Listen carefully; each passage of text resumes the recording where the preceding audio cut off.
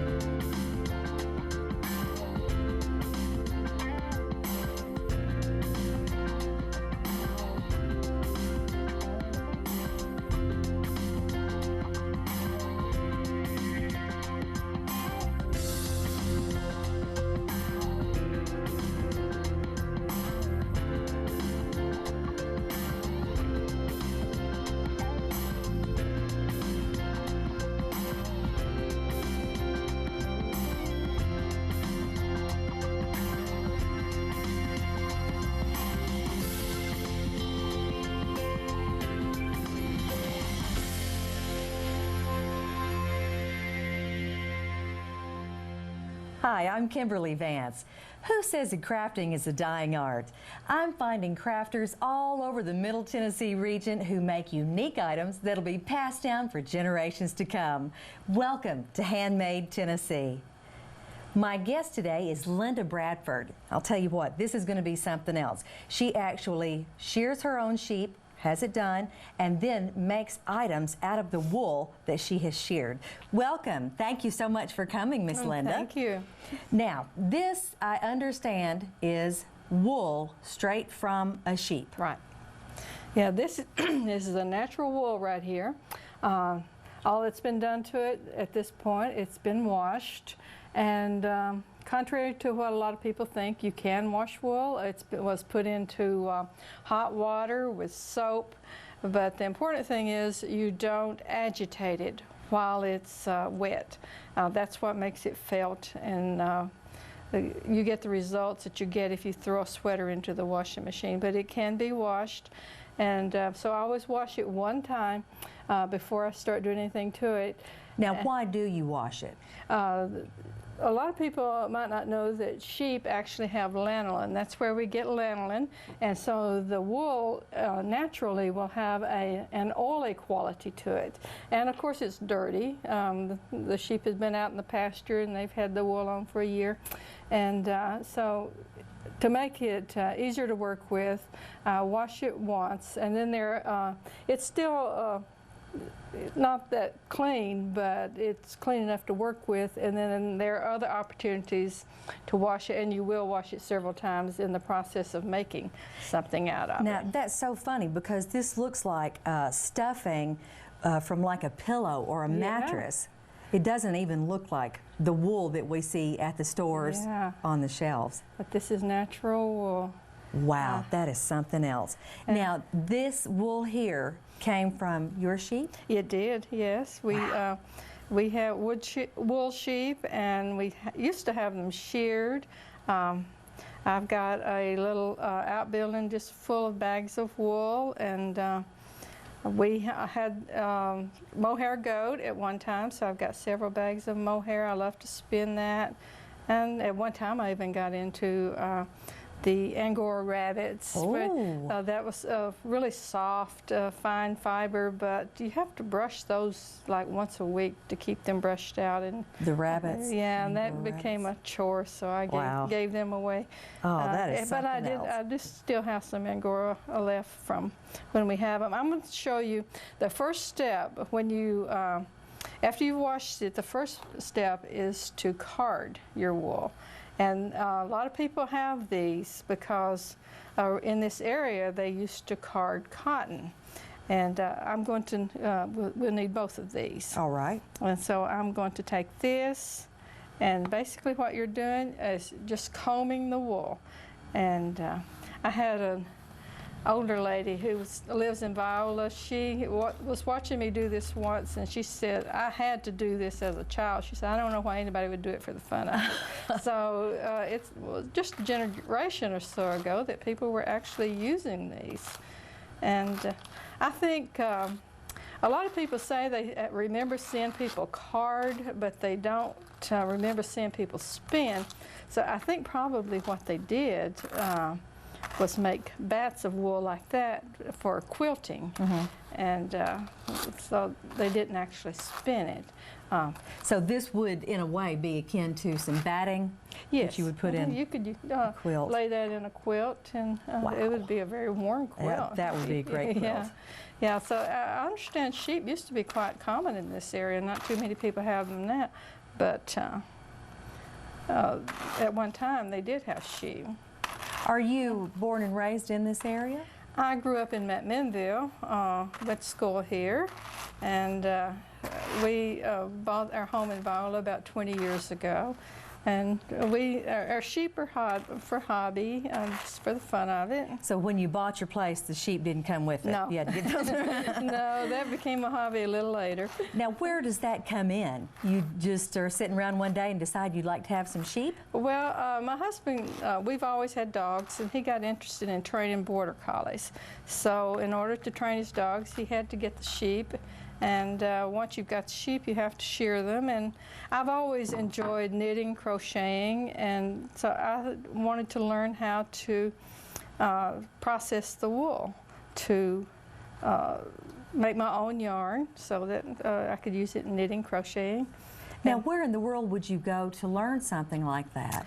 Well, first I got a hand spindle. I didn't bring one of those to demonstrate, but it's just a little, they call it a drop spindle, that you can spin the wool on. I tried that just to make sure that it was something I wanted to learn.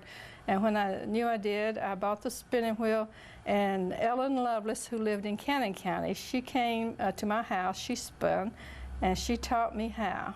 And once I got into it, I just loved it, and I just keep something projects going all the time. You were hooked. Yeah, I was hooked. And this is the wool after it's been carded.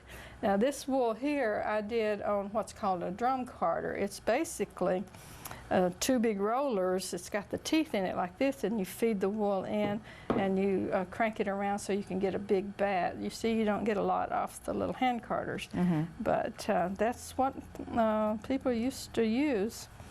I can imagine they would sit around by the fire and card their raw wool. Yeah. Wow. Yeah. You know, this is kind of like a dog brush, I guess, really, you would say. You know, I think you could probably use a dog brush, especially when you get into the longer, this is kind of short here, but like the mohair, it's got long fiber.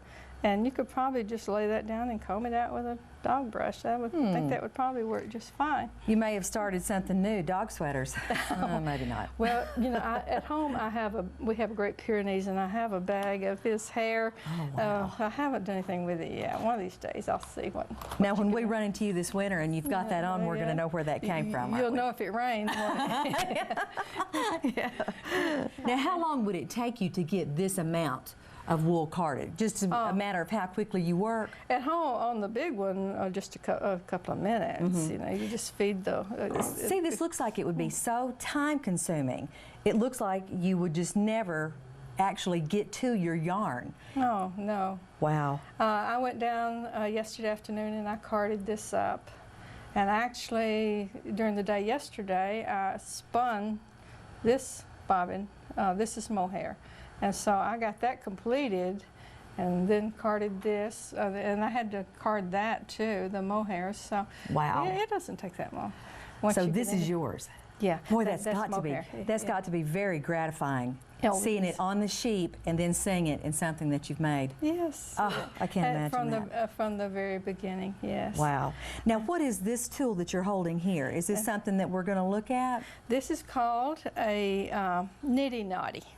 Nitty-knotty? And we're going to take, this is called a Lazy Kate, and these are bobbins, and you spin the yarn on the spinning wheel, and when you get 2 bobbins full, I put them back through the spinning wheel and apply them so that you've got 2 ply.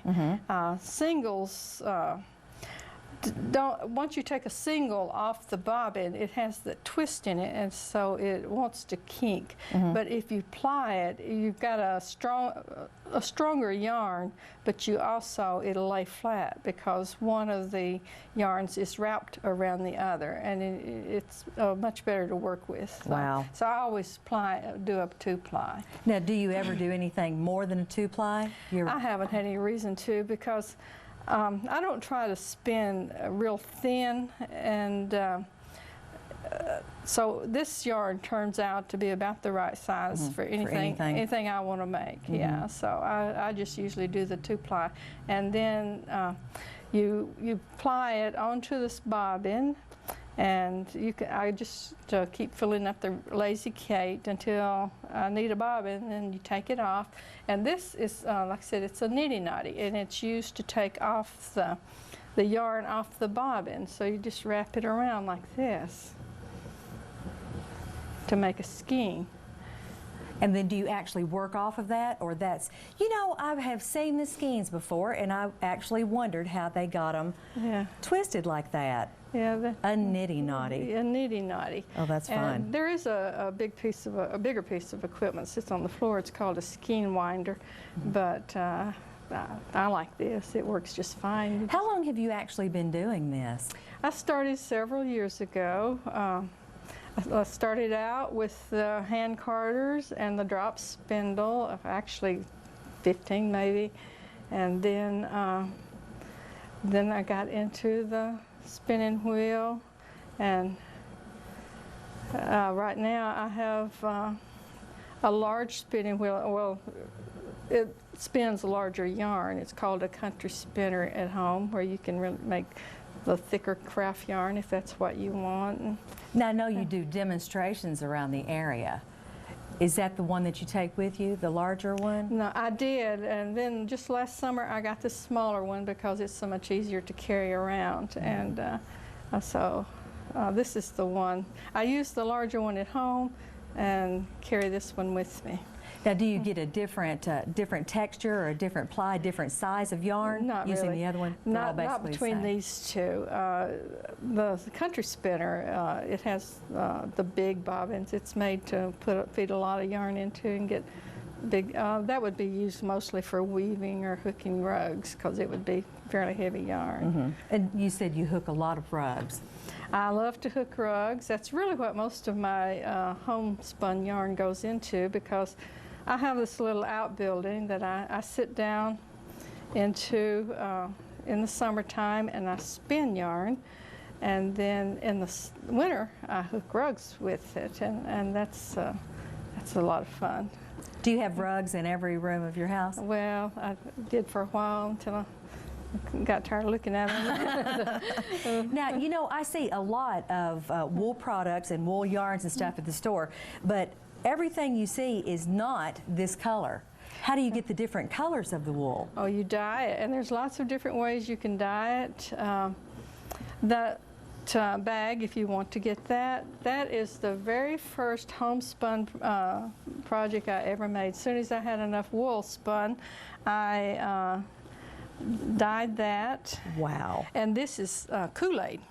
Kool-Aid? Yeah, this is like drinking Kool-Aid? This is probably like a strawberry or a cherry, and this is the ice blue. And of course the grays and the browns, they're just the natural color of the wool. But as soon as I had enough to make something out of, I made that bag. Oh my goodness, and used Kool-Aid. And used Kool-Aid to dye it, and that's several years old now. It's been carried around a lot, and it's still.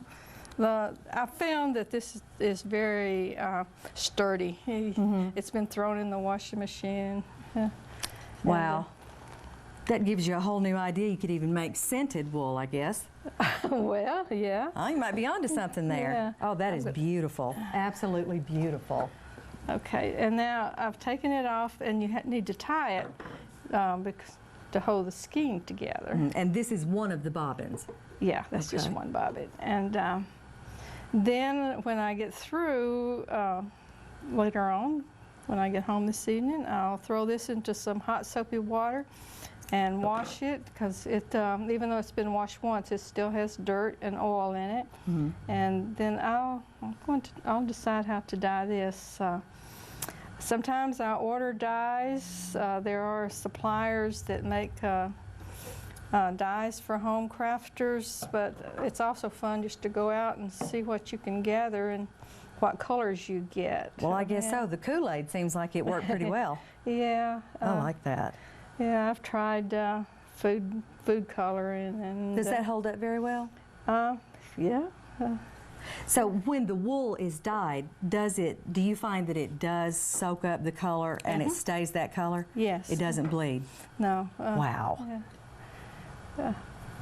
That is amazing. Well, it depends on the type dye you use. There was one natural dye, it's called logwood, that I soaked and soaked to try to get the extra color out of it. But for the most part, it will soak it up, and you rinse it until it's clear, and then it's dyed. So now I've got it tied, I'm going to take it off. Now, do you have to boil it to make the dye stick to it? You simmer it, yeah. Just simmer it. Yeah, wow. Usually I'll put it in, and there's a skein. Usually I put it in at night. And like in a stock pot or something? I got a big stock pot I just use for dyeing. And it'll simmer it for a little while, and then I just cut it off and let it cool overnight, and then take it out in the morning. And it's usually pretty color fast when you do that. Yeah. That's something else. Boy, that would be fun to wake up to a pot of homemade dyed wool. Yeah, and I like to maybe get several skeins, and sometimes it won't take up all the dye, so you dye it today and you get a real dark color, and then you take that out, and the next day you use the same dye, but you get a lighter shade of the same color. And it's a lot of things you can do with it. Now, does it have an odor? Does it smell when you simmer it? Does it make a wool odor in your house? Yeah, kind of. It does. Because it doesn't really have much of a smell here. It does in the pot. It's wet. Yeah. Smell like wet sheep? Yeah, wet sheep. Yeah. Is that good or bad? Probably bad. I don't think it's bad.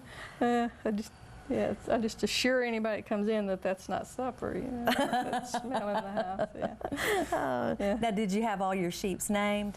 No. I was wondering if you said when you had on a sweater, this is Bessie or... No. All right. Well, I'll tell you what. Why don't we move on now and you show us some things on your spindle? Does that sound okay? Okay. Great. Okay. Your spinning wheel. Oh, that's neat. See, I have seen these before, and I wondered how that got to be that way. This is a spinning wheel that I just got this one, like I said, last year, because I wanted to have a smaller one that I could carry around easily. And how often do you do demonstrations, Linda? David and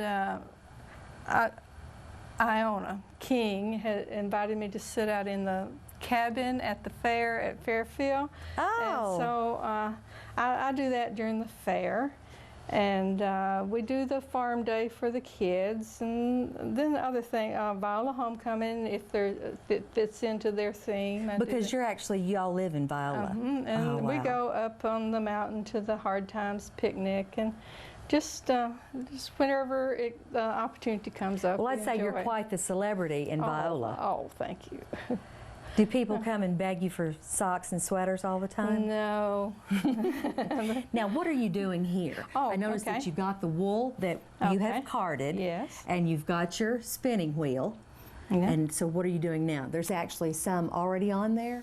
This is some that I had started. This is the spinning wheel works by me. I pat my foot, and when I do that, this little lever, it goes up and down, and it's turning the big wheel.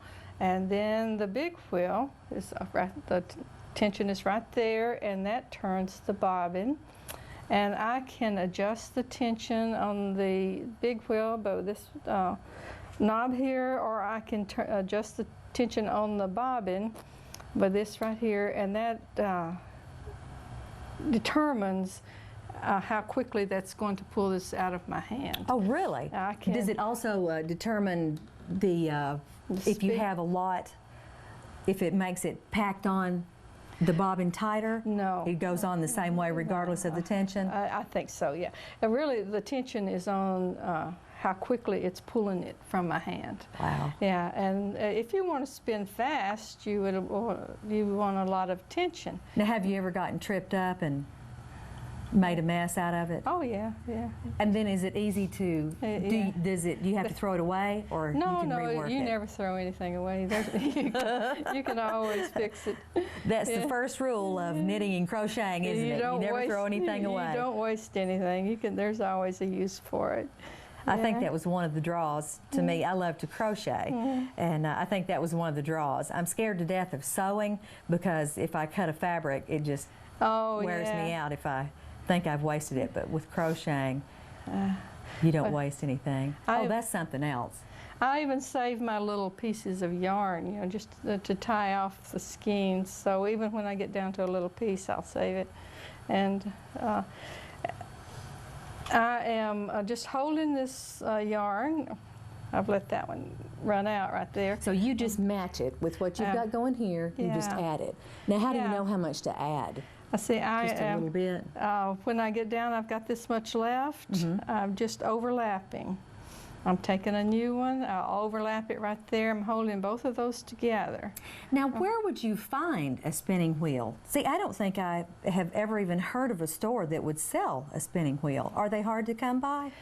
Or there's lots of suppliers on the internet. And I subscribed to a magazine that was called Spin-Off for a long time, that I read about the different types of spinning wheels and decided what type I wanted.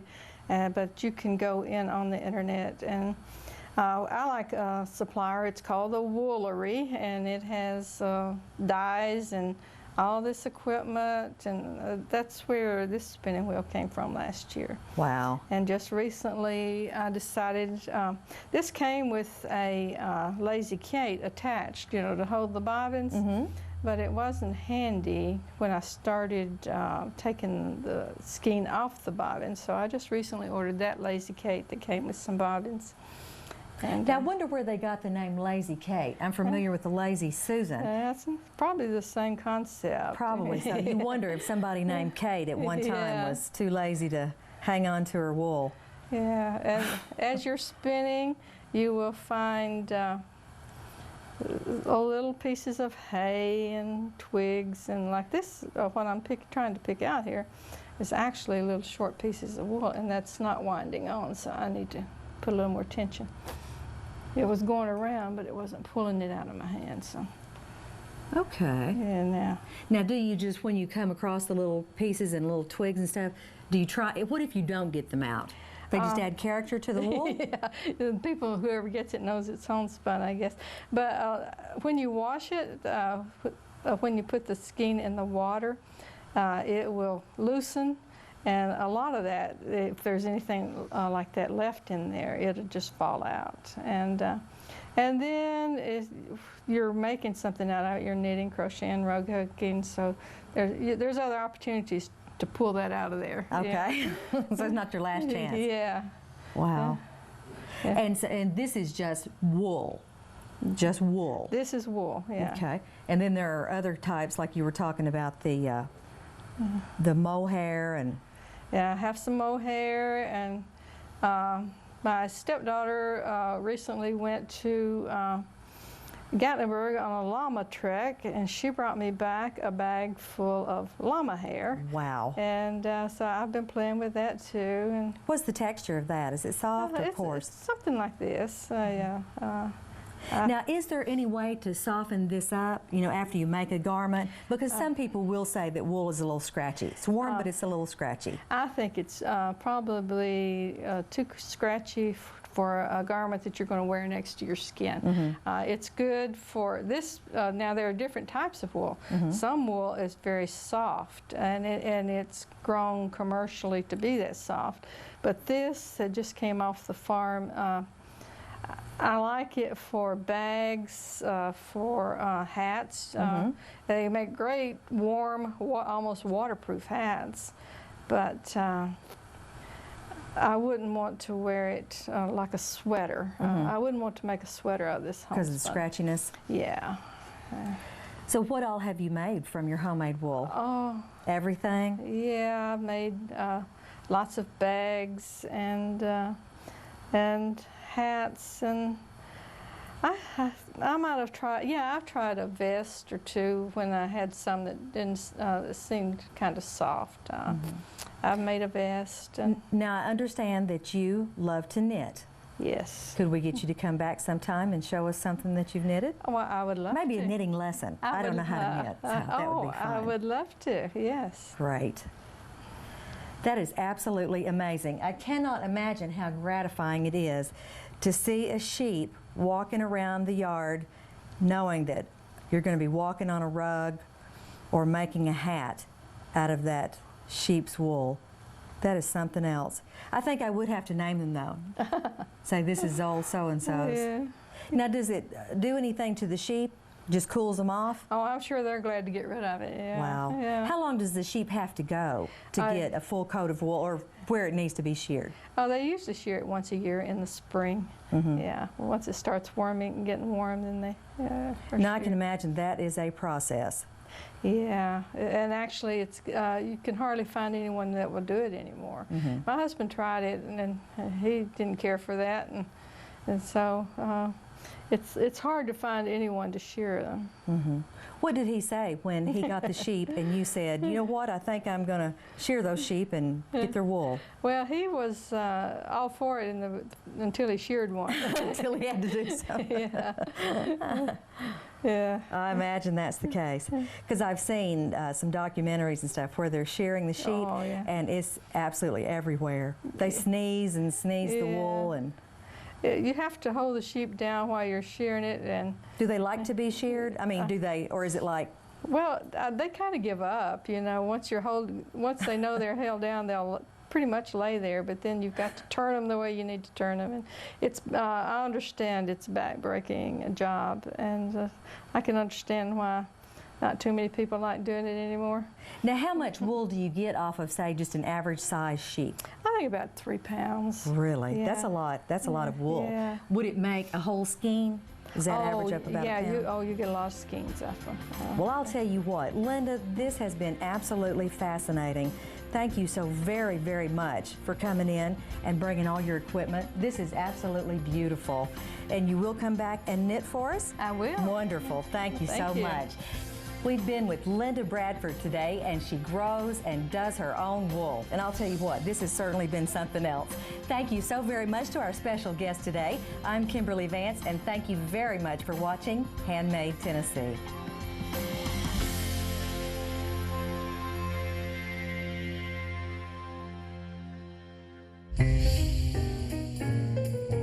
If you enjoyed today's show, check us out on Facebook for other shows and information at www.facebook.com/HandmadeTennessee. You can also email us your comments or suggestions to handmadetn@bltv.net.